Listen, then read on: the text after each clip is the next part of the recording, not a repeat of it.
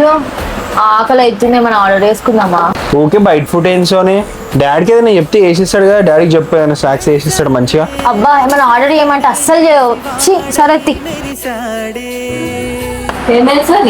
ఏం లేదు అత్తమ్మ, ఏదో ఒకటి తినబుద్ధి అవుతుందని యశ్వని ఏమైనా ఆర్డర్ చేయమంటే మామని అడుగుపో అంటుండు. మామయ్య ఏదో ఒకటి చేసిస్తాడు కానీ మరి మామయ్యని అడగచ్చు కదా.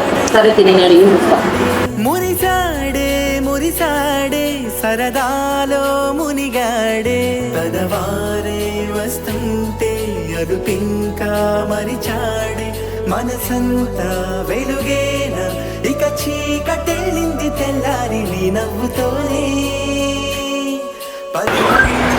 సోనీ అత్తమ్మ అయినయ్యా, యశు నువ్వు ఇద్దరు తినిపోరి. సరే అత్తమ్మ. యశిగా తిను, మామ వేసిండు. చూసినావా డాడీ చెప్తే ఇంత మంచి ఐటమ్లు వేసిస్తాడు. బయట నుంచి ఆర్డర్ చేసుకుందాం అనుకున్నాం.